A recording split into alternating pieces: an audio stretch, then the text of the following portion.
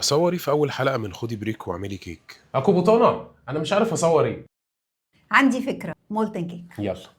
ادهني فرم الكيك زبده، حطي البيض والفانيليا والسكر مع بعض وابتدي اضربيهم. المهم ما تدخليش فيهم هوا كتير، مش عايزينهم يتقلوا. سيحي الشوكولاته مع الزبده وضيفي الخليط ده لخليط البيض، قلبيهم كويس من غير ضرب كتير علشان الخليط ما يشدش. بعد كده حطي الدقيق وقلبيه كويس بمعلقه سيليكون، وتاكدي ان مفيش اي تكتلات دقيق موجوده في الخليط. املي الفرم بتاعتك اللي كنتي دهناها زبده. بعمل وزن الواحده من 180 ل 200 جرام. خبطت الفورمه كويس علشان اشيل منها الفراغات وهوب على الفرن 10 دقايق على درجه حراره 180 بتطلع فله. المهم لما تلمسي الجناب تلاقيها ماسكه كويس ومن النص لسه ملزلزه. اي سكينه او سباتيولا صغيره عديها حوالين الكيك وتاكدي الكيك فكت ولا لا، وكده تقلبيها في الطبق وانتي مطمنه. اتفضلي يا كوبوطه.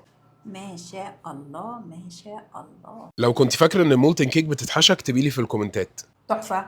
لو بآيس كريم كمان تبقى رائعة. موجود. لا اتفرجوا على وصفه الايس كريم لسه عاملها. دي أديها 10 من 10. طيب الحمد لله، يلا سلام عليكم. بس دي شوكولاتة يعني عايزه ايه؟ تعرف تعملها بأطعم تانية ممكن نعملها باكتر من طعم. أكتر من طعم. طب وعلي بقى كده اكتبوا لي في الكومنتات الطعم اللي تحبوا تشوفوه، وأنا هختار منهم وهخلي سكر يجربه. سلام.